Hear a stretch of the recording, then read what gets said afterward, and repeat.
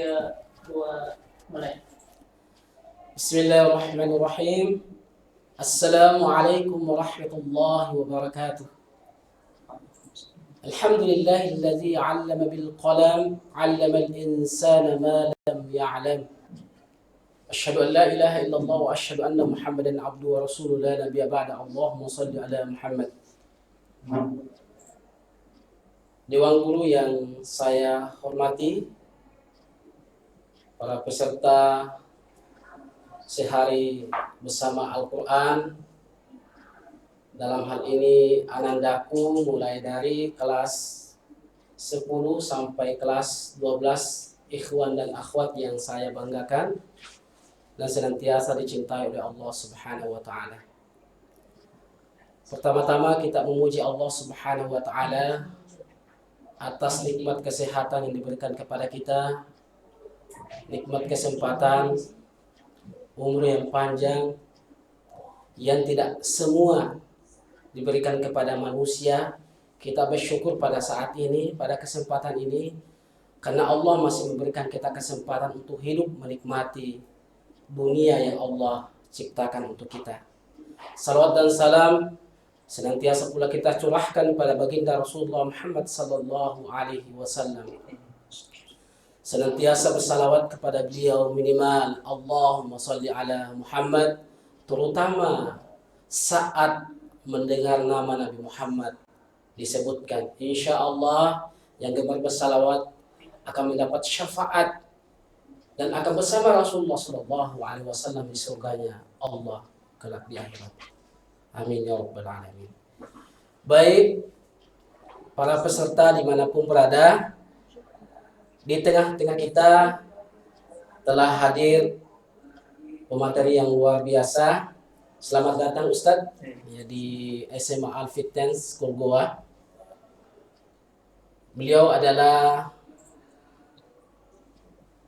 salah satu Ustadz ya yang menghafal Al-Quran. Nama beliau adalah Azizul Hakim Mansyur. Masya Allah, telah hadir di tengah-tengah kita Ananda untuk menyampaikan materi yang tentunya materinya jangan sampai dilewatkan Ananda, karena materi ini luar biasa ya, menambah motivasi kita untuk menghafal Al-Quran. Jadi silakan tutup Al-Qurannya terlebih dahulu, tutup Al-Qurannya, simak baik-baik. Setelah mendengarkan materi ini, Ananda akan semakin semangat untuk membaca dan menghafal Al-Quran, insyaallah. Baik, sebelum masuk materi pada kesempatan ini, terlebih dahulu saya akan perkenalkan Ustadz kepada peserta sehari bersama Al-Quran.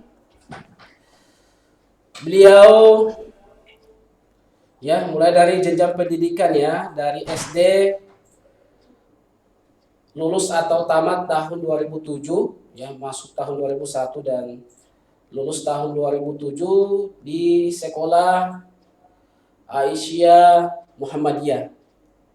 Kemudian di tahun 2007 sampai 2010 masuk di pesantren MTS Darul Istiqomah. Kemudian untuk SMA Madrasah Aliyah Darul Istiqomah. Kemudian untuk jenjang universitas, beliau lulusan dari Universitas Hasanuddin, yakni Fakultas Sosial dan Politik Sains. Sedikit juga saya perkenalkan atau saya sampaikan organisasi yang pernah diikuti oleh pemateri kita. Yang pertama, Pelajar Islam Indonesia. Kemudian Gubernur Asosiasi Lembaga Al-Quran Nasional. Kemudian Komunitas Mahasiswa Pecinta Al-Quran. Berikut Lembaga Dakwah Mahasiswa Al-Aqsa Universitas Hasanuddin. Untuk lebih detailnya kita akan menyaksikan video berikut. Silakan menyaksikan.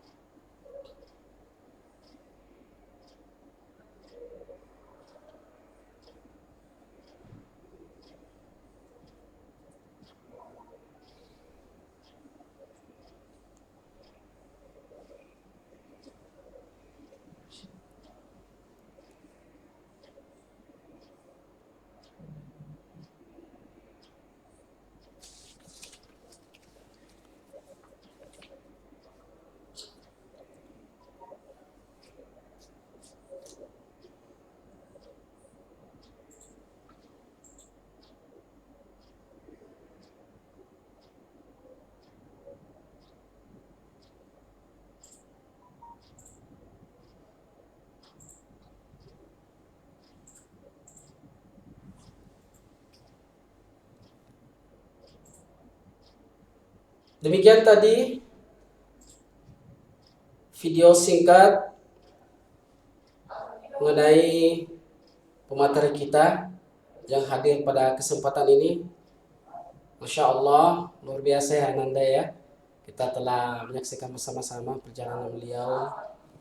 Alhamdulillah, semoga Ananda demikian bisa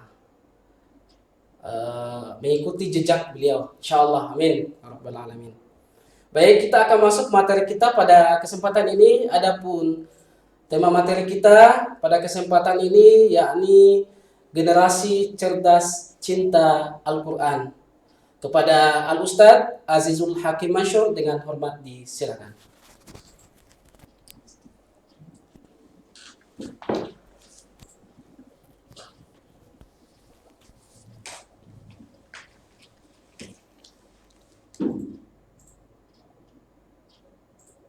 Bismillahirrahmanirrahim. Assalamualaikum warahmatullahi wabarakatuh. Alhamdulillahi rabbil alamin, wal aqibatu lil muttaqin, wala udwana illa 'alal zalimin. Asyhadu an la ilaha illallah wa asyhadu anna Muhammadan 'abduhu wa rasuluh. Allahumma shalli 'ala Muhammad wa 'ala ali Muhammad kama shallaita 'ala Ibrahim wa 'ala ali Ibrahim fil 'alamin innaka Hamidum Majid. Amma ba'd. Alhamdulillah, kita memuji dan memanjatkan syukur kepada Allah Subhanahu wa taala atas segala rahmat karunia yang Allah senantiasa limpahkan kepada kita semua. Salam serta salawat semoga senantiasa terhaturkan kepada junjungan Nabiullah Muhammad sallallahu alaihi wasallam, yang mana mukjizat terbesar beliau adalah Al-Quran. Tutur kata dan perilaku sehari-hari beliau adalah Al-Quran. Beliaulah Nabiullah Muhammad sallallahu alaihi wasallam beserta keluarga dan para sahabat yang beriman bersama beliau. Alhamdulillah, di pagi yang berbahagia ini, yang semoga Allah berkahi ini, saya pribadi menyampaikan rasa hormat kepada seluruh Dewan Guru Sekolah Al-Fityan Goa ini, seluruh asatizat wal ustadzat, seluruh pembina dan manajemen Al-Fityan Goa.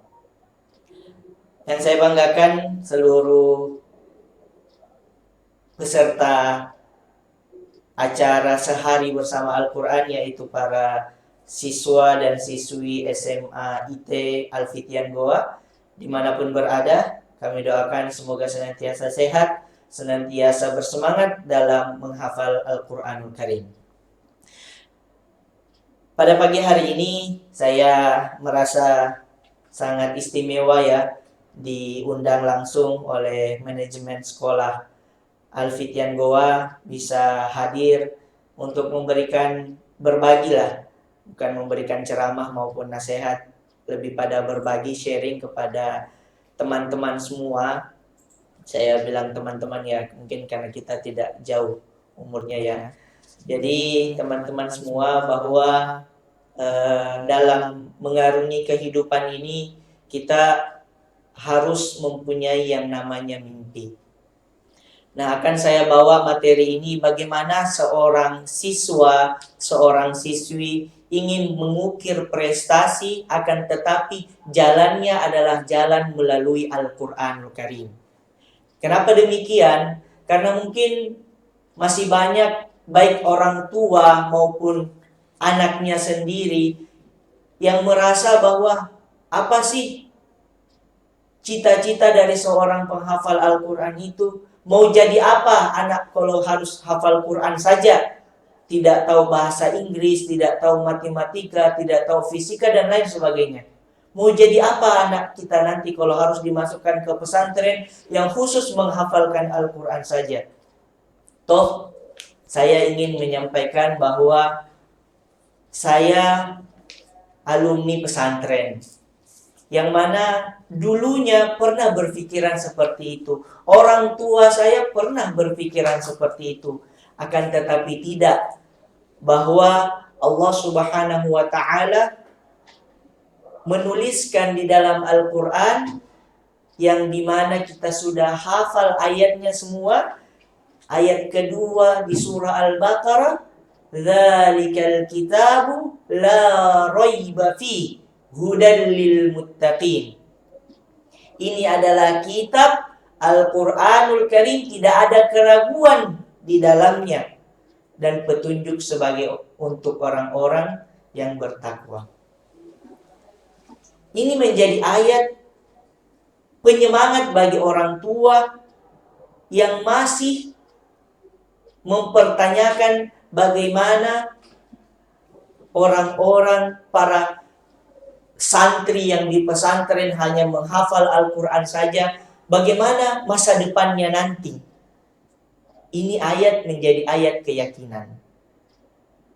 Setelah kita sudah meyakini ini bahwa kita bisa tetap berprestasi walaupun kita hanya menggeluti Al-Quran. Yakin dan percaya itu. Selanjutnya Allah Subhanahu wa Ta'ala berfirman di dalam Al-Quran surah Toha ayat 1-5. Mungkin yang punya Al-Quran silakan disimak, yang sudah hafal mari kita mentadabburi bersama. Allah Subhanahu wa Ta'ala berfirman, A'udzu billahi minasyaitonir rajim. Bismillahirrahmanirrahim. Toha ma anzalna 'alaikal Qur'ana litashqa illa tadhkiratan liman yakhsha. Tanzilan mimman khalaqal arda was samawatil ula. Ar-Rahmanu 'alal arsy istawa. Toha hanya Allah yang mengetahui. Ma anzalna 'alaikal Qur'ana litashqa. Sungguh Muhammad, aku tidak turunkan Al-Quran ini kepadamu dan kepada seluruh umatmu tidak untuk menyulitkannya. Illa tadhkiratan liman yakhsha, kecuali sebagai pengingat bagi orang-orang yang takut kepada Allah Subhanahu wa Ta'ala. Lalu pertanyaannya, siapa yang menurunkan Al-Quran? Mungkin kita sudah tahu bersama ayatnya, tanzilam mimman khalaqal arda was samawatil ula. Yang menurunkan Al-Quran ini adalah zat yang menciptakan langit dan bumi. Ar-Rahmanu 'alal arsy istawa. Allah Maha Pemurah, Allah Maha Penyayang senantiasa bersemayam di atas arsy-Nya. Alhamdulillah, ayat ini sebagai pengingat bahwa Allah turunkan Al-Quran ini, teman-teman, tidak untuk mengganggu aktivitas dunia kita. Sekali lagi, saya tekankan bahwa jangan pernah ada yang berpikiran orang-orang kalau kita membaca Al-Quran 1 jam, lantas terbuang waktu tak 1 jam, tidak bisa kerja PR, tidak bisa kerja tugas. Bagaimana dengan pekerjaan saya? Yakin dan percaya Allah turunkan Al-Quran tidak untuk mengganggu aktivitas kita. Allah turunkan Al-Quran tidak mengganggu aktivitas keseharian kita, tidak mengganggu jam istirahat kita, tidak mengganggu liburan kita. Allah turunkan Al-Quran sebagai petunjuk, sebagai pengingat bagi orang-orang semua agar senantiasa berada di jalan yang benar. Perlu kita ketahui bersama bahwa Al-Quranul Karim, ketika kita sudah mendekat dengannya, insya Allah sang pencipta Al-Quran itu, yaitu Allah Subhanahu wa Ta'ala, akan dekat dengan kita juga. Ada sebuah kisah seorang pemuda yang ingin melanjutkan pendidikan di negara yang lain. Sebelum sang pemuda ini beranjak pergi, ia meminta nasihat sang guru. Ya Syekh, tolong nasihati saya. Berikan saya nasihat. Dan sang guru pun menyampaikan bahwa perbanyak membaca Al-Quran, niscaya semua urusanmu akan mudah. Ia ingat dan lalu ia beranjak pergi. Setibanya ia di negara tujuan, ia mengingat nasihat sang guru. saya harus memperbanyak membaca Al-Quran jika urusan saya ingin mudah. Sang pemuda ini memulai membaca Al-Quran 1 juz per hari. Lalu meningkat pekan selanjutnya menjadi 2 juz per hari. Meningkat 3 juz per hari. Sampai dengan sang pemuda ini dapat membaca Al-Quran 10 juz dalam sehari semalam. Logika kita saat ini bahwa orang membaca Al-Quran 1 juz minimal 30 menit, 20 menit sampai 40 menit. Lalu kalau kita kalikan menjadi 10 juz, berapa waktu sang pemuda ini butuhkan untuk hanya membaca Al-Quran saja? Akan tetapi demi Allah, tidak ada keraguan sedikit pun. Allah mudahkan semua urusannya. Allah mudahkan semua aktivitasnya. Karena mengapa? Karena ada yang dinamakan keberkahan waktu, teman-teman semua. Ada yang dinamakan keberkahan waktu. Kita semua sama mendapatkan jatah waktu dalam sehari semalam, yaitu 24 jam. Akan tetapi yang membedakan di antara kita adalah orang yang diberkahi waktunya dan orang yang tidak diberkahi waktunya oleh Allah Subhanahu wa Ta'ala. Mungkin kita pernah melihat, mendengar, atau menyaksikan sendiri tetangga kita, teman kita, guru kita, orang tua kita yang mungkin dulu ya, sholat subuh masih bersama kita di kompleks misalnya. Sholat zuhur sudah ada di Jakarta lagi. Sholat asar ada lagi di Bandung. Sholat maghrib ada lagi di Makassar kembali. Allah mudahkan semua urusannya. Allah mudahkan semua perjalanannya. Karena ada yang dinamakan keberkahan waktu. Namun sebaliknya, ada mungkin teman kita, saudara kita, orang yang kita kenal, dalam sehari semalam, urusan kecil tidak dapat ia selesaikan. Urusan kecil tidak dapat ia tuntaskan. Karena mengapa? Tidak diberkahi waktunya oleh Allah Subhanahu wa Ta'ala. Sampai detik ini, perlu kita ketahui, perlu kita percayai dan yakini bahwa sampai detik ini belum pernah ada orang yang dekat dengan Al-Quran, senantiasa membaca Al-Quran, senantiasa mentadabburi Al-Quran, lantas hidupnya susah. Sampai detik ini belum pernah ada cerita orang-orang yang dekat dengan Al-Quran, selalu membaca Al-Quran, selalu mentadabburi Al-Quran, lantas hatinya selalu gelisah. Belum pernah ada cerita orang-orang yang senantiasa dekat dengan Al-Quran, senantiasa membaca Al-Quran, lantas hidupnya miskin.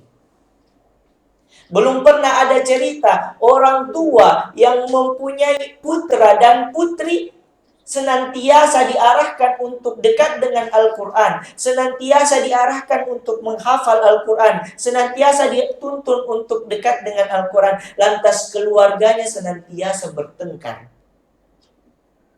Yang ada mungkin kemasukan jin lagi, karena tidak pernah membaca Al-Quran.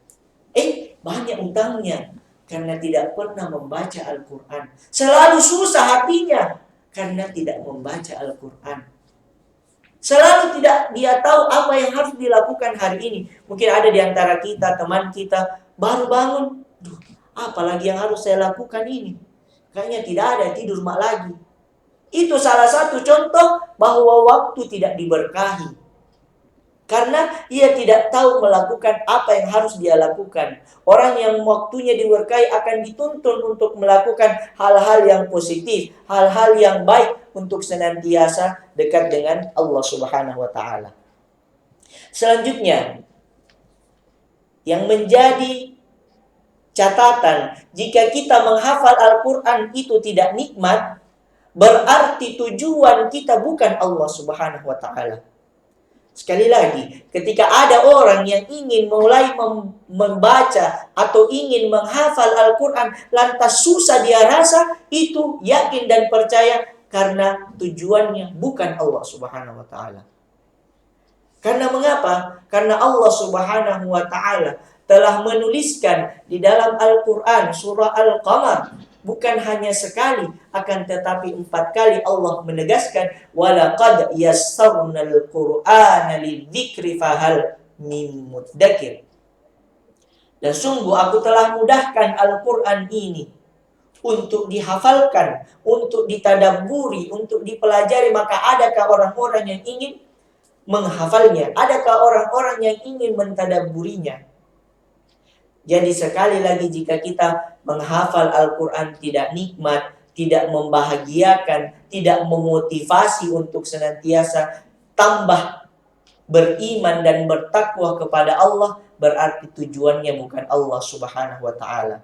Karena mengapa? Karena kita harus yakin bahwa yang kita baca ini adalah kalamullah. Semua yang dikaitkan dengan Al-Quran dan Allah pasti mulia. Contoh saja, contoh kecil. Misalnya kita biasa bilang Ka'bah, ya. Apakah Ka'bah itu mulia? Mana lebih baik jika kita mengatakan itu adalah Baitullah? Lalu kita biasanya mengatakan Nabi Muhammad, akan tetapi kalau kita rubah, beliau adalah Rasulullah. Itu pasti mulia. Selanjutnya, orang-orang yang dekat berkaitan dengan Al-Quran pasti mulia. Malaikat Jibril alaihi salam menjadi malaikat termulia di antara seluruh malaikat Allah Subhanahu wa ta'ala, karena ia dipercaya untuk mewahyukan Al-Quran ini kepada Nabiullah Muhammad sallallahu alaihi wasallam. Nabi Muhammad sallallahu alaihi wasallam menjadi manusia termulia mulai dari dunia ini diciptakan sampai kiamat nanti. Beliau adalah manusia termulia karena beliau mendapatkan wahyu Al-Quran. Mukjizat terbesar beliau adalah Al-Quran. Al-Quran ini turun pada 1 bulan, yang mana bulan itu menjadi bulan termulia di antara 12 bulan yang Allah ciptakan, yaitu bulan suci Ramadan. Lalu Al-Quran ini turun pada 1 malam, yang mana malam itu menjadi malam terbaik di antara 1000 bulan, yaitu malam Lailatul Qadar. Lalu Allah mewahyukan, Allah mempercayai orang-orang yang senantiasa membaca Al-Quran, bahkan ingin menghafal Al-Quran, akan menjadi keluarga Allah Subhanahu wa ta'ala di dunia ini. Yakin dan percaya bahwa jika kita telah dipilih oleh Allah Subhanahu wa ta'ala, teman-teman semua, jika kita telah dipilih oleh Allah untuk ditanamkan Al-Quran kepada di dada dan pikiran kita, yakin dan percaya kita termasuk orang-orang yang dimuliakan oleh Allah Subhanahu wa ta'ala. Lalu perlu kita renungi, setelah kita mendapatkan kenikmatan informasi untuk meyakinkan kita bahwa andai saja interaksi kita dengan Al-Quran itu sama dengan intensitas interaksi kita dengan handphone, yakin dan percaya kita telah menjadi hafiz dan hafizah jauh sebelumnya, jauh dari sebelum-sebelumnya. Karena mengapa? Saat ini mungkin karena kita sudah belajar dari, ya, akan tetapi itu tidak menjadi satu alasan bahwa kita harus memperbanyak interaksi dengan gadget, handphone, akan tetapi itu harus menjadi pemicu untuk kita dekat dengan Allah, untuk senantiasa mengatur waktu sedemikian rupa agar target-target hafalan kita senantiasa tercapai dengan maksimal. Karena mengapa? Karena Allah Subhanahu wa ta'ala tidak menerima alasan sedikit pun orang-orang yang tidak bisa membaca Al-Quran dalam sehari semalam. Ayatnya apa? Allah Subhanahu wa ta'ala berfirman dalam Quran surah Al-Muzammil, Inna rabbaka ya'lamu annaka taqumu adna min thulutsayil laili wa nisfah wa thulutsahu wa ta'ifatun min rabbik ila akhir ayat. Ayat ini menjelaskan bahwa Allah sudah tahu kapan teman-teman semua akan tidur. Allah itu sudah tahu kapan teman-teman akan ujian. Allah sudah tahu kapan teman-teman akan kerja PR, kerja tugas. Allah sudah tahu kapan orang tua kita para guru, para asatidzah wal ustadzah, kapan harus mengajar? Kapan akan berpergian ke luar kota? Kapan akan sakit? Kapan akan sehat? Namun Allah Subhanahu wa taala dalam sehari semalam telah menyiapkan satu waktu untuk kita senantiasa dekat dengan Al-Quran. Jadi tidak ada alasan bahwa oh saya sibuk, oh saya banyak tugas, oh saya banyak PR, oh saya banyak pekerjaan. Yakin dan percaya Allah sudah tahu itu, tapi Allah sudah mengatur waktu kita untuk kita seharusnya membaca Al-Quran. Selanjutnya, ini yang menjadi nasihat saya bagaimana mengukir prestasi, meraih mimpi, menjelajahi dunia dengan Al-Quran. Mohon maaf sebelumnya, saya ingin menceritakan bahwa saya Azizul Hakim Mansur setelah tamat SD itu mempunyai cita-cita langsung untuk menghafal Al-Quran. Kenapa demikian? Ada seorang senior saya di TPA waktu itu. Ia memanggil saya, Aziz, sini dulu. Tolong tes hafalan saya. Lalu saya tanya, surah apakah? Dia bilang, buka juz 29 surah Al-Mulk. Oh iya, saya buka surah Al-Mulk. Ia mulai baca ta'awuz, basmalah, dia baca ayat pertama, ayat kedua, sampai ayat terakhir di Quran surah Al-Mulk itu. Setelah itu, saya langsung meyakini dan berpikir, orang ini orang yang hebat. Kenapa demikian? Ia bisa mengaji tanpa melihat Al-Quran. Ia bisa membaca Al-Quran dalam keadaan mati lampu. Ia bisa membaca Al-Quran dalam keadaan berjalan. Sepulang dari itu saya laporkan sama ayah dan ibu saya, ayah, ibu mau hafal Al-Quran. Setelah itu saya dicarikanlah beberapa tahfiz dan saya menentukan pilihan untuk bisa menghafal Al-Quran di pesantren Darul Istiqamah Macopa Maros. Saya 6 tahun di sana. Hafalan selesai 2 tahun 10 bulan. Saya melanjutkan pendidikan, akan tetapi saya tetap ditahfiz. Saya tidak pernah belajar umum sebelumnya. Saya tidak belajar matematika, saya tidak belajar bahasa Inggris, fisika, biologi, dan lain sebagainya. Akan tetapi, bahwa saya yang menjadi tuntutan saya, bahwa saya tidak mau berfokus pada kekurangan saya. Saya tidak ingin berfokus pada kekurangan yang saya miliki, akan tetapi saya ingin fokus pada kelebihan yang saya miliki. Saya setelah tamat 6 tahun mengabdi di Jakarta, setelah itu saya coba untuk mendaftar di Lembaga Pendidikan Bahasa Arab Lipia Jakarta. Qadarullah saya belum lulus, saya tes lagi, qadarullah belum lulus lagi, orang tua memanggil untuk saya ke Makassar, coba tes di Universitas Hasanuddin, dan alhamdulillah lulus. Banyak orang yang mengatakan, kenapa Aziz harus masuk Unhas, kenapa tidak lanjutkan dengan tempat yang dimana sesuai dengan background saya. Ala kulli hal, selama saya di Unhas, saya mendapatkan banyak pelajaran bahwa terkadang Allah menakdirkan seseorang untuk ditempatkan di suatu tempat, akan tetapi saya berpikir bahwa mungkin kalau saya masuk di Lipia, mungkin semua orang seperti saya.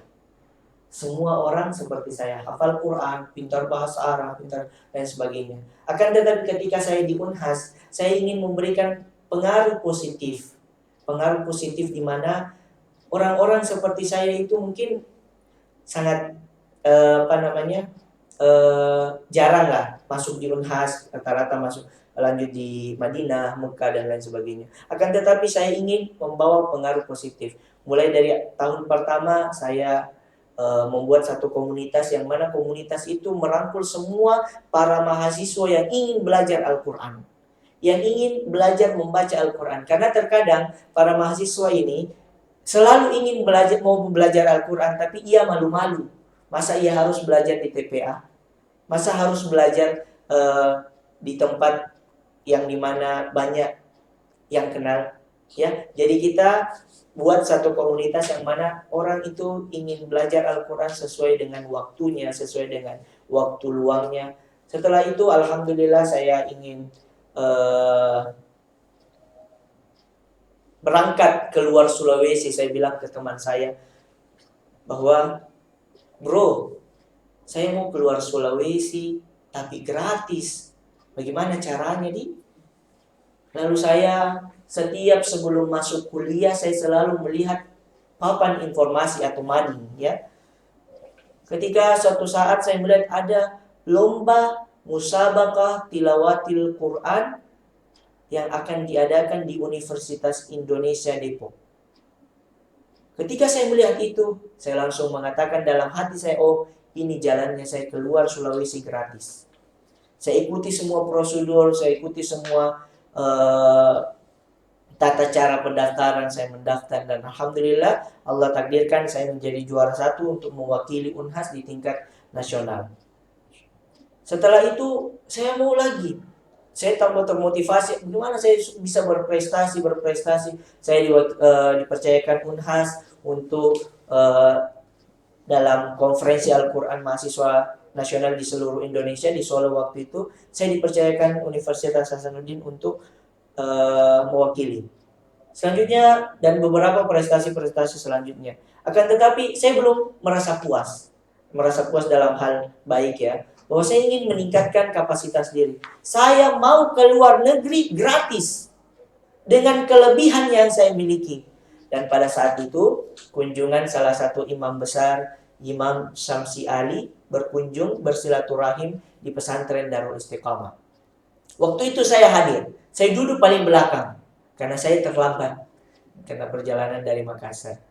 Ketika sang imam besar, Imam Syamsi Ali, mengatakan bahwa saya sedang mencari para penghafal Al-Quran yang ingin saya bawa untuk menjadi imam di Amerika Serikat. Azizul Hakim Mansur hadir, duduk di belakang dengan meyakinkan diri bahwa yang dicari oleh Ustadz Imam Syamsi Ali itu adalah saya. Tapi ini disampaikan dalam hati, bukan diumbar. Waktu itu saya sampaikan dalam hati saya bahwa saya yang dicari Ustadz Imam Syamsi Ali. Setelah itu ada tesnya, saya ikuti tesnya, diikuti rekaman, semua rekaman suara dan lain sebagainya. Dan alhamdulillah tesnya hampir 2 bulanan. Dan satu di antara 2 nama yang terpilih adalah nama Azizul Hakim Mansur. 2016 saya berangkat ke Amerika Serikat, yang dimana saya waktu itu masih berumur 20 tahun, ya. Banyak orang yang mengatakan kenapa harus Aziz yang dipilih, kenapa tidak ustadz-ustadz yang sekaliber Ustadz Yusuf Mansur dan lain sebagainya. Akan tetapi setiba saya di sana saya temukan jawabannya. Pertama saya merasa minder, ya, karena mungkin kapasitas saya yang belum mumpuni yang bisa berangkat ke sana. Akan tetapi setiba saya di Bandara John F. Kennedy New York, itu satu kalimat yang disampaikan oleh orang yang menjemput saya, pengurus masjidnya, bahwa Ustadz, kita di sini tidak membutuhkan ustadz-ustadz yang profesional sekali, akan tetapi ustadz siapa yang berhasil masuk ke Amerika, itu yang kita terima. Karena mengapa? Perlu kita ketahui, untuk mendapatkan visa Amerika itu salah satu visa yang tersulit, ya, di antara beberapa negara untuk bisa kita dapatkan. Dan untuk masuk ke Amerika itu bukan perkara yang mudah. Akan tetapi ketika punya cita-cita dan lain sebagainya, yakin dan percaya teman-teman semua akan mendapatkannya. Satu catatan, capai itu dengan Al-Quran. Mungkin kalau saya tanya, siapa yang ingin melanjutkan pendidikan ke luar negeri, mungkin semua ingin, ya. Alhamdulillah kemarin sejak hampir beberapa bulan di Amerika, saya udah pernah keliling di universitas-universitas terbaik di sana, ke Harvard, ke MIT. Itu alhamdulillah di Harvard University saya mengaji dan saya menuliskan satu kalimat yang ditulis oleh Are dalam Laskar Pelangi, ya, bahwa Orang-orang seperti saya, orang-orang seperti kita akan mati tanpa mimpi. Ya, jadi teman-teman semua sekarang tulis mimpinya, tapi yakin dan percaya mimpi itu akan mudah ketika senantiasa didekatkan dengan Al-Quran. Selanjutnya, Allah Subhanahu wa taala berfirman, "Walaqad yassarnal Qur'ana lidzikri fahal mim muddakir." Ini saya ulang karena alhamdulillah saat ini setelah pulang dari Amerika saya mendapatkan kepercayaan untuk membina satu karantina hafal Quran dalam sebulan. Satu metode yang dimana kita kembangkan bahwa orang-orang jika fokus tidak ada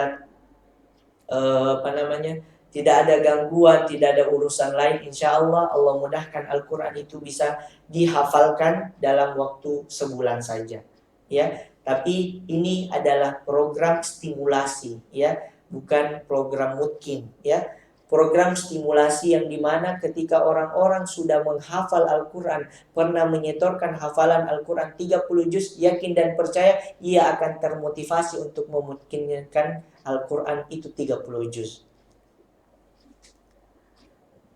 Nah, mungkin banyak mitos yang ada di kalangan masyarakat kita. Beranggapan bahwa menghafal hanya untuk anak-anak saja.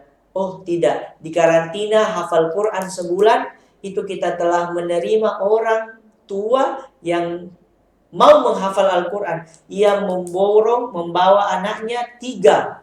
Jadi ibunya ikut, anaknya 2 perempuan dan 1 cowok. Dia ikutkan hafal Quran dalam sebulan semua. Lalu yang paling tua umur 69 tahun. Pernah 1 bulan di karantina, itu alhamdulillah mendapatkan hafalan sekitar 10 juz. Umur 69 tahun. Yang kalau malam mungkin dia sudah lelah, harus berjuang lagi menghafal Al-Quran. Selanjutnya, menganggap diri sudah tua sehingga sulit menghafal Al-Quran. Selanjutnya, menyalahkan orang tua yang tidak mengarahkan dirinya untuk senantiasa dekat dengan Al-Quran sejak kecil. Oh, sekarang sudah banyak tahfiz, TPA dan lain sebagainya untuk bagaimana kita belajar Al-Quran sejak kecil. Selanjutnya, beralasan tidak ada guru dan tempat untuk menghafal ini. Ada Al-Fityan School Goa.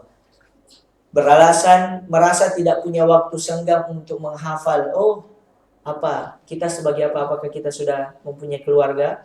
Sudah mempunyai istri, mempunyai suami, mempunyai anak? Sesibuk apa sih kita? Bagaimana, apakah kita seorang menteri? Apakah kita seorang presiden, kepala sekolah, dan lain sebagainya? Oh, sepertinya belum. Jadi belum ada alasan untuk kita untuk membaca Al-Quran sedikit. Selanjutnya, tidak ada program menghafal Al-Quran yang bisa diikuti secara singkat. Oh, ada program hafal Quran sebulan. Merasa belum menentukan metode yang cocok. Kita mempunyai metode Yadain li tahfidzil Quran, Al-Qurannya khusus yang dimana kita bisa menghafal Al-Quran dengan bantuan jari tangan. Selanjutnya, berkeyakinan bahwa ayat Al-Quran itu berkeyakinan bahwa ayat Al-Quran sulit untuk dihafalkan. Allah Subhanahu wa taala sudah berfirman, "Walaqad yassarnal Qur'ana lidzikri fahal mim muddakir." Ya. Siapa orang yang tidak meyakini ayat ini, ia mendapatkan 2 dosa. Yang pertama, dosa suudzon kepada Allah Subhanahu wa taala.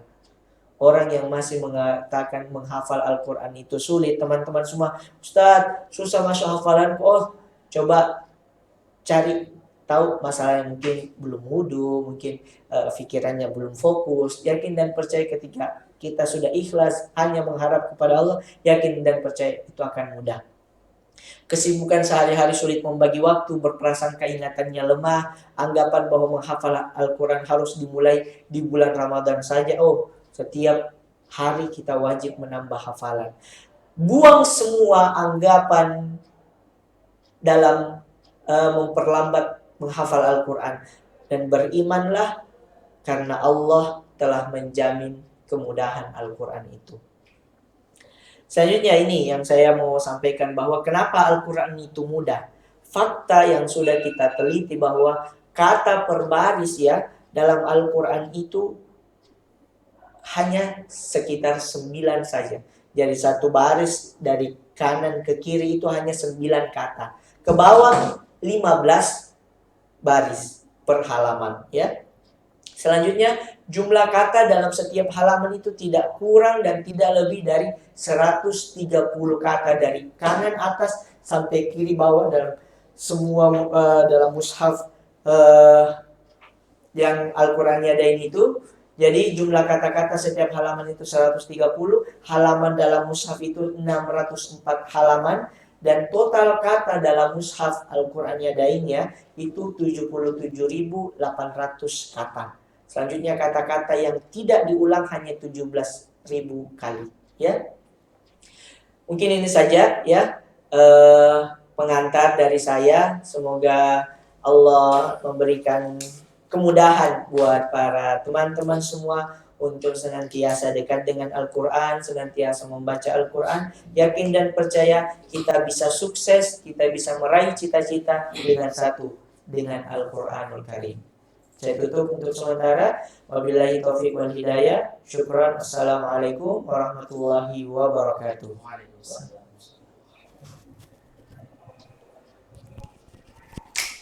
Masya Allah, luar biasa ya.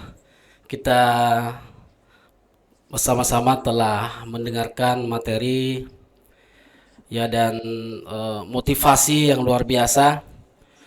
Saya yakin dan percaya setelah Ananda mendengarkan motivasi ini, materi ini, Ananda semakin semangat untuk menghafal Al-Quran. Jangan sampai setelah mendengar materi ini, Ananda tidak mau meninggalkan lagi Al-Qurannya. Luar biasa ya, Insya Allah. Jadikan Al-Quran ini Ananda sebagai surat cinta sepanjang masa. Ketika kita membaca surat cinta, begitu indahnya setiap kata-kata yang kita baca. Jadikan Al-Quran itu sebagai surat cinta sepanjang masa. Yakin dan percaya Al-Quran itu adalah pengobat, penyembuh dari segala kegundahan kita, kegelisahan kita. Kemudian tadi disampaikan bahwa untuk menghafal Al-Quran itu mengawali mimpi Ananda. Segala sesuatu itu, pencapaian di dunia ini diawali oleh impian. Apapun impian kita, yakin dan percaya bisa dicapai ketika kita berusaha. Menghafal Al-Quran pun demikian. Tidak mengenal latar belakang kita, yang terpenting adalah latar depan kita. Saya kira demikian Ananda.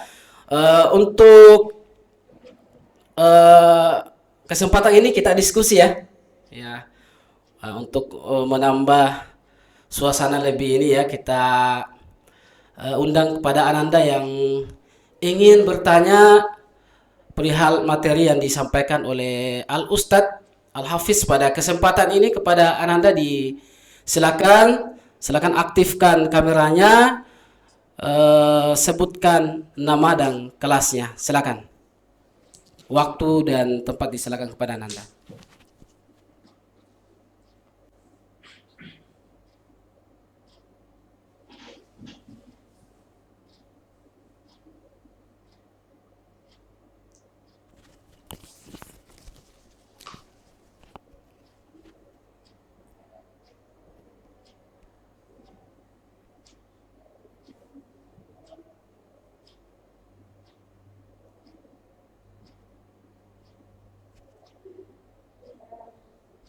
Assalamualaikum warahmatullahi wabarakatuh.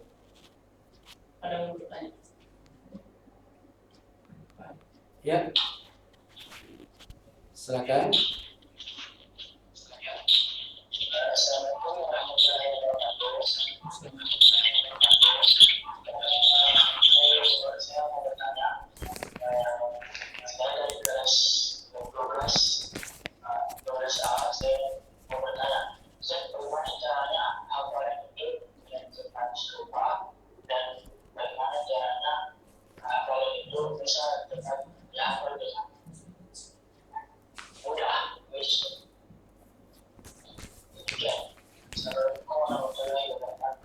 Oh iya, Masya Allah, luar biasa. Ditampung Ustaz atau masih? Dijawab aja langsung. Tapi yang lain yang tersiapkan. Oh ya, baik, langsung dijawab oleh Al-Ustadz. Pertanyaannya tadi adalah bagaimana tipsnya supaya hafalan itu tidak mudah dilupa ya? Ya, bagaimana tipsnya Ustadz? Ya, silakan. Bismillah. Jadi saya coba menjawab ya pertanyaan dari Ananda tadi. Pertanyaan yang luar biasa.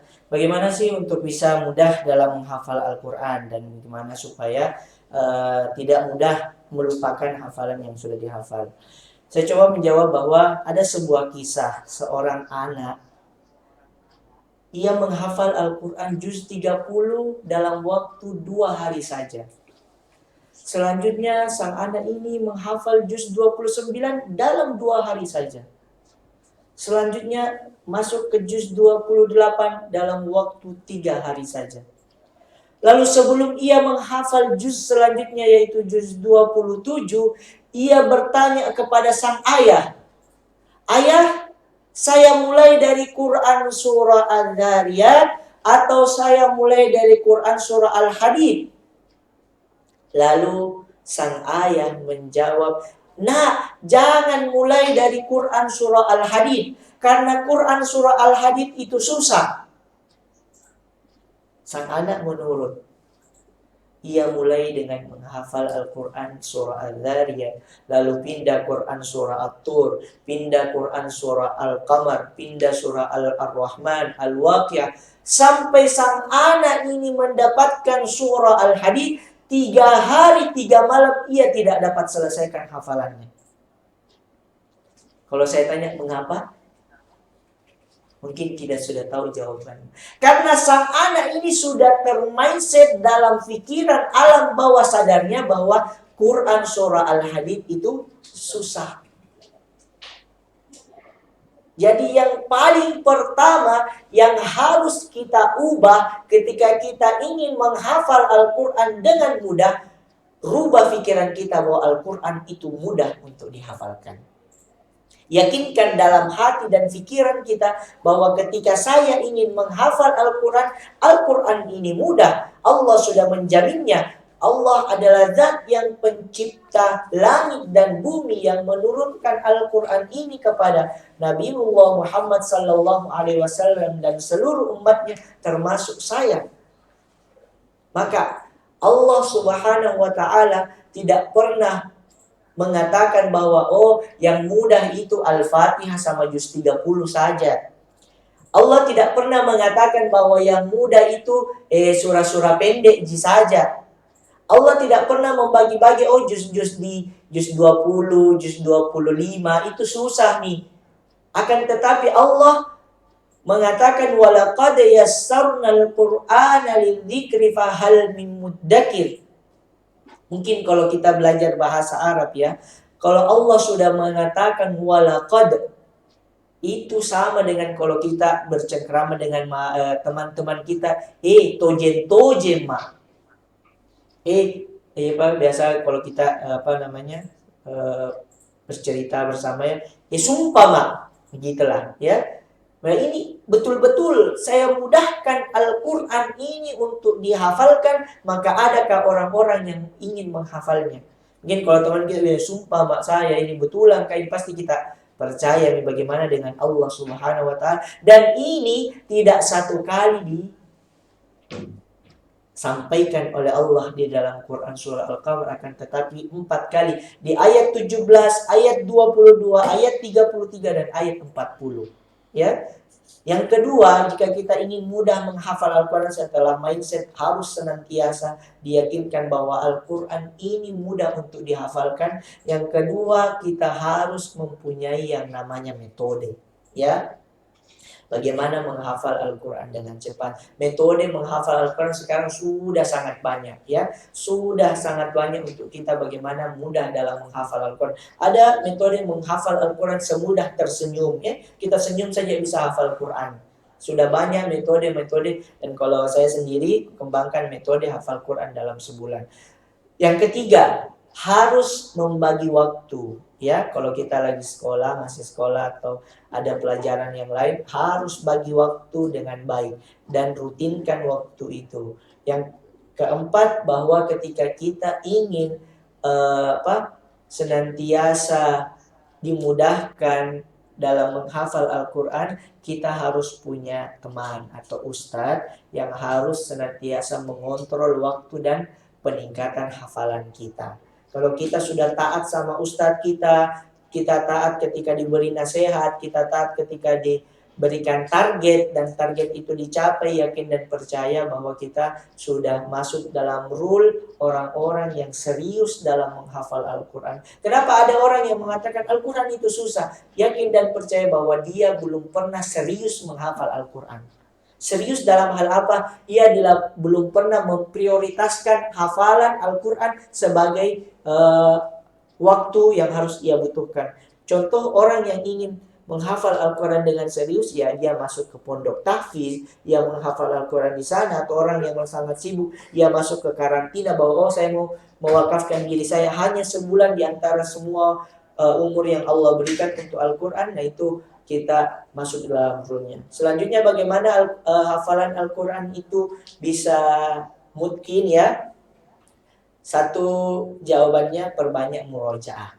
Murojaahnya itu banyak cara. Kita punya teman murojaah, misalnya ada sahabat kita saling setoran ya, 1 halaman, 2 halaman. Yang kedua, kita baca pada saat sholat sunnah ya. Sholat sunnah itu kita baca hafalan Al-Quran. Kita jangan 30 saja terus. Sholat sunnahnya, sholat duha, sholat lailnya, sholat tahajudnya, itu memperbanyak mengulang hafalan di situ. Kalau seorang ikhwan, kalau jadi imam, baca ayat-ayat yang senantiasa kita ingin murojaah. Jadi kalau kita sholat, itu akan mudah untuk kita memungkinkan hafalan ketika kita senantiasa membacanya dalam sholat. Karena hafalan Al-Quran itu bisa dikatakan mungkin ya. Ini kalau bagi saya pribadi, kalau kita sudah pernah, kalau untuk ikhwannya ya, sudah pernah dan bisa membacanya ketika imam. Karena hafalan Al-Quran itu beda lancarnya ketika duduk, beda lancarnya ketika berdiri, beda lancarnya kalau jalan beda kalau lari-lari, dan beda juga kalau imam, misalnya seorang ikhwan imam, beda lancarnya kalau jamaahnya cuma 5 orang, beda lancarnya ketika jamaah 100 orang, 1000 orang, atau ada akhwatnya juga di belakang, atau ada santri putrinya di belakang, itu beda lancarnya hafalan. Jadi cara bagaimana supaya bisa meyakinkan bahwa hafalan ini telah mungkin ya, bisa dipakai imam ya. Itu mungkin jawaban singkat dari saya. Saya persilakan kembali ke moderator. Ya, syukuran Ustaz. Saya kira jelasan Anda ya. Yang terpenting adalah metodenya ya. Berikut Ustaz, ini ada pertanyaan via chat Ustaz. Apakah ini yang pertama ya, saya baca. Ustaz, saya mau bertanya, kenapa setiap membaca Al-Quran hati kita menjadi tenang? Ya, setiap membaca Al-Quran hati kita menjadi tenang. Ya, butuh penjelasan Ustaz.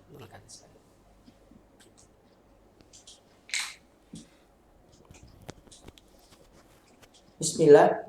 Dari pertanyaan Ananda tadi itu sangat luar biasa ya. Ustadz moderator, Ustadz Fikriyadi ya, sudah menyampaikan bahwa Al-Quran ini obat ya. Al-Quran ini akan membuat qalbun salim, akan membuat kita tenang. Saya ada cerita kemarin waktu di Amerika, ada seorang penduduk Amerika asli atau yang dinamakan penduduk yang punya green card ya. Seorang bule ya, lahir di sana. Dia berinteraksi dengan saya bahwa saya ini bukan orang Islam.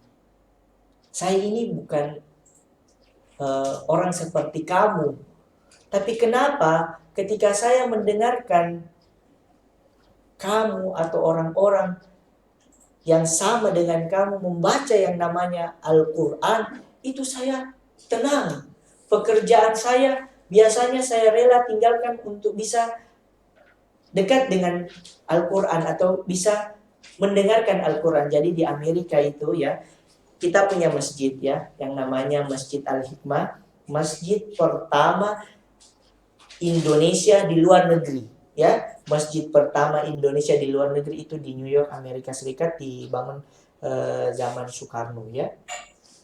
Itu kita punya masjid, dan bukan hanya di situ, kita sudah punya masjid di Washington DC, di Philadelphia, dan beberapa state di negara di Texas pun ada masjid Indonesia. Kalau kita sholat Jumat, bukan hanya orang Islam saja yang mengikuti ceramah itu atau mengikuti sholat itu. Ada orang non-muslim yang duduk saja hanya untuk mendengarkan Al-Quran atau mendengarkan ceramah. Dan ada satu orang yang saya kenal ya, ia belajar Al-Quran itu, belajar Islam itu 7 tahun lamanya untuk bisa meyakinkan bahwa agama Islam ini adalah agama yang benar.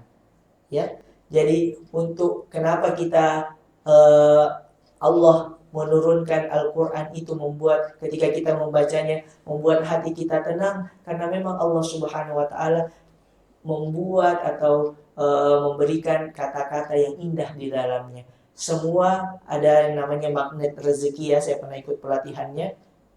Ada yang dinamakan garputala. Ya, garputala itu kita punya masalah. Kita hanya sholat 2 rakaat, lalu setelah sholat 2 rakaat kita berdoa dan membuka Al-Quran langsung saja, yakin dan percaya mata kita di mana kita mengarah ke ayat itu adalah jawaban dari masalah kita.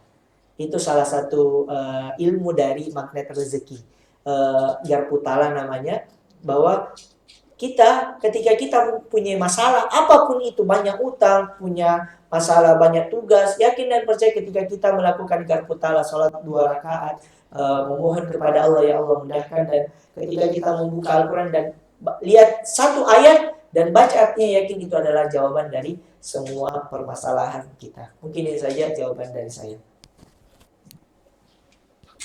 Ya, syukran Ustaz. Jadi karena kita dibatasi waktu ya, masih ada 2 pertanyaan ini, semuanya via chat ya, mungkin malu-malu Ustaz ya bertanya secara langsung. Ya, ini masih ada 2 pertanyaan. Pertanyaan datang dari Ananda Baso Fatur Rahman. Apakah membaca Al-Quran lewat handphone itu bisa pahalanya berkurang dibandingkan baca secara langsung Al-Quran seperti itu Ustaz? Butuh penjelasan. Bismillah wa taufik. Saya coba menjawab dari pertanyaan Ananda ya, bahwa apakah berkurang pahala orang-orang yang membaca Al-Quran melalui handphone. Jadi kita perlu ketahui bahwa Al-Quran ini bisa kita pegang, kita baca dengan mudah. Itu prosesnya tidak mudah. Ya, prosesnya itu membutuhkan perjuangan yang cukup panjang. Pada zaman kekhalifahan Ali bin Abi Thalib sampai pada bisa dituliskan pada zaman Khalifah Utsman bin Affan, itu perjuangan yang sangat besar. Nah, sekarang ini di era modern, era globalisasi saat ini, memang kita sudah mendapatkan kemudahan dalam membaca dan menghafal Al-Quran, termasuk dengan handphone. Ya, kalau saya pribadi, saya belum tahu landasannya apa, tapi saya bahwa tidak berkurang. Ya, ketika kita membaca Al-Quran melalui handphone, toh ini adalah kemudahan di era saat ini. Nah, ini harus kita gunakan semaksimal mungkin. Sekarang itu, kalau saya mengatakan bahwa tidak ada lagi alasan orang tidak bisa membaca Al-Quran. Sekarang ada metode rubaiyat, belajar membaca Al-Quran dari 0 hingga bisa dalam waktu 4 jam saja. Alhamdulillah saya kemarin pernah belajar langsung sama founder metode ini ya, metode rubaiyat. Belajar Al-Quran dari 0, dari tidak tahu huruf hijaiyah, dalam 4 jam bisa membaca Al-Quran.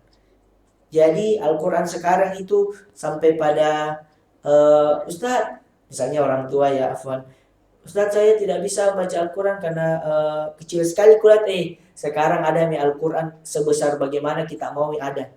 Di Masjid Raya itu ada Al-Quran besar sekali.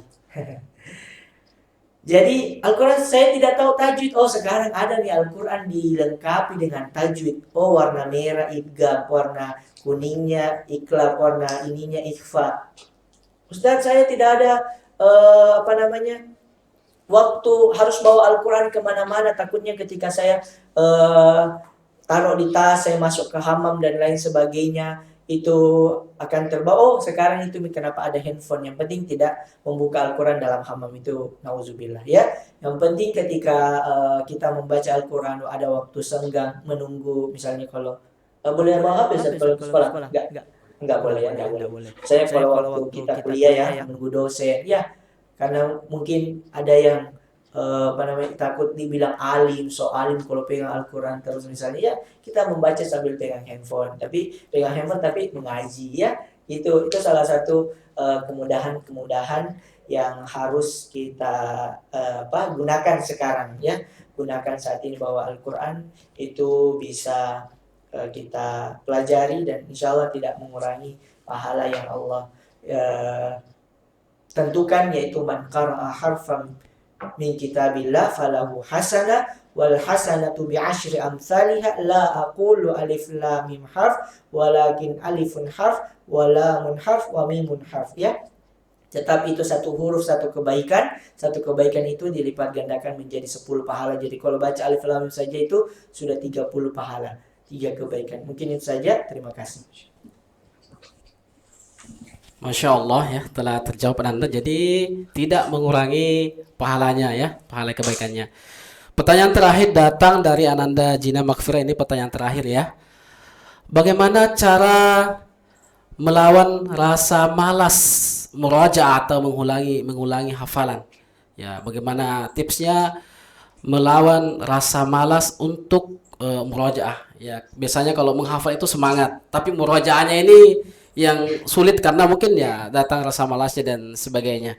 Ya, saya kira butuh penjelasan dari Ustadz. Silakan.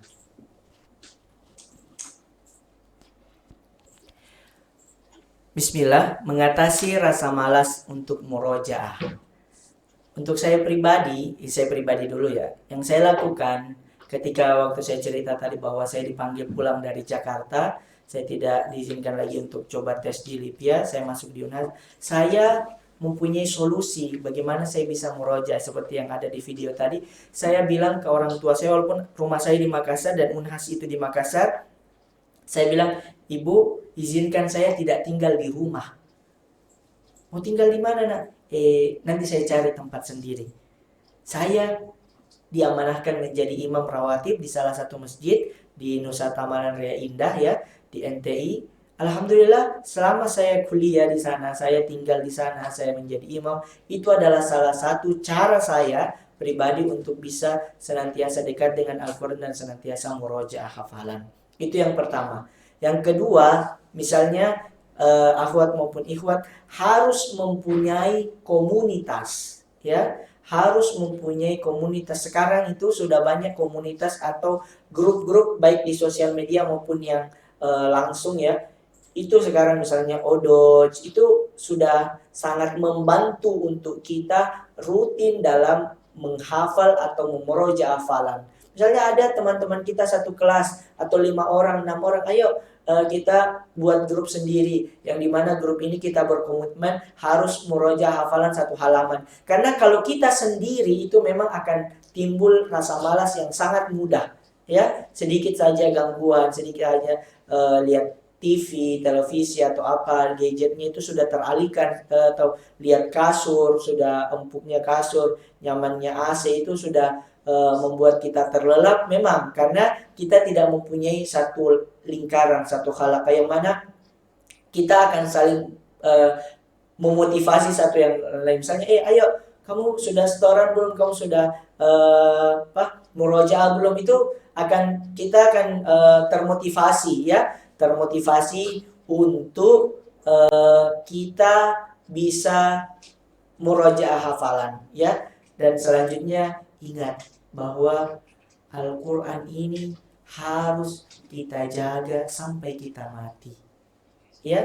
Karena mengapa? Karena nanti di akhirat kelak Allah Subhanahu wa Ta'ala akan menyampaikan, bacalah dan naiklah, sesungguhnya kedudukan dirimu di surga sesuai dengan tingkatan hafalanmu di dunia dulu ya. Ini harus menjadi motivasi besar bahwa kalau 1 juz'i nanti hafalan tak yang lancar sampai kita dipanggil oleh Allah, berarti tingkatan tak di juz 1 ji. Kalau kita hafal lagi juz 2 berarti tingkatan tak di juz 2. Akan tetapi kalau 15 juz yang lancar, 20 juz yang lancar berarti tingkatan kita semakin tinggi. Dan yakin dan percaya bahwa orang tua kita akan mengikut dengan kita di mana tingkatan surga kita akan dapatkan. Dan yang terakhir, motivasi terbesar untuk kita menjaga hafalan adalah kedua orang tua kita. Bahwa orang tua ini harus kita bahagiakan. Saya berpesan selalu dengan peserta karantina Tahfiz Nasional Darul Istiqamah bahwa teman-teman semua beruntung dan bersyukurlah bahwa bisa menghafal Al-Quran di karantina. Satu-satunya cara seorang anak yang ingin membahagiakan kedua orang tuanya di dunia dan di akhirat dengan cara menghafal Al-Quran. Karena mengapa? Karena kalau orang tua bilang, boleh Jiki berbakti sama saya nak, tapi belikan Kak rumah. Nah itu mungkin belum. Berbakti Jiki sama saya nak, tapi kasih Kak uang 100 juta. Mungkin itu belum bisa kita lakukan. Akan tetapi ketika kita menghafal Al-Quran, berproses, berjuang menghafal Al-Quran, dan di surga kelak kita memberikan mahkota terbaik kepada kedua orang tua kita yang sudah mendidik, menyekolahkan, membiayai kita, itu adalah bukti bakti kita yang terbaik dan termudah. Satu-satunya cara untuk kita berbakti, membuktikan bakti kepada kedua orang tua, kepada guru-guru adalah dengan menghafal Al-Quranul Karim. Karena kita bisa memberikan syafaat kepada orang-orang tercinta kita. Misalnya ada orang tercinta kita yang harusnya masuk neraka, tapi kita memberikannya syafaat, itu bisa terselamatkan oleh kita jika kita dekat dengan Al-Quran dan senantiasa membaca Al-Quran. Ya, semoga rasa malasnya hilang ya setelah mendengarkan jawaban ini dan termotivasi untuk murojaah hafalan. Mungkin itu saja ya dari saya. Sebenarnya ada jawaban satu tapi kayaknya kurang pas disampaikan di sini Ustaz ya. Itu saya satu cara saya juga, saya pribadi ya, tidak harus diikuti, bahwa saya meniatkan untuk menjaga hafalan dan untuk senantiasa bisa memungkinkan hafalan ya dengan cara menikah. Ya, jadi itu saya menikah di umur 22 tahun ya. Mungkin itu saja. Terima kasih Ustaz. Ya, Masya Allah jawaban. Jadi pernyataan terakhir cocoknya ditujukan kepada guru yang masih jomblo mungkin ya. Ya, demikian tadi jawaban-jawaban atas pertanyaan Anda yang luar biasa. Semoga bisa memotivasi hari kita ya. Satu hari bersama Al-Quran pada kesempatan ini. Kata terakhir saya ingin menyampaikan satu kata mutiara. Hati tanpa Al-Quran bagaikan kapal tanpa kompas. Jadi kalau kita ingin ke tempat ke sesuatu yang kita tuju, ya naik kendaraan saja. Kalau saat ini kita butuh Google Maps ya. Ketika kita berkunjung ke tempat atau ke tempat tujuan yang kita tidak tahu arahnya. Seperti itulah, tanpa Al-Quran kita tidak tahu arahnya kemana. Untuk itu, jadikanlah Al-Quran sebagai sahabat, sebagai teman sepanjang waktu. Dengan berakhirnya sesi tanya jawab pada kesempatan ini, maka berakhir pula seluruh rangkaian kegiatan kita untuk materi pada kesempatan ini, sehari bersama Al-Quran. Kami ucapkan terima kasih kepada Al-Ustadz yang telah menyempatkan waktunya untuk hadir pada kesempatan ini. Mari kita akhiri dengan sama-sama melafazkan Alhamdulillahi Rabbil Alamin. Dan mari kita sempurnakan dengan bersama-sama membaca doa kafaratul majlis. Subhanakallahumma wa bihamdik, asyhadu an la ilaha illa anta, astaghfiruka wa atubu ilaik. Thumma assalamu alaikum warahmatullahi wabarakatuh. Waalaikumsalam.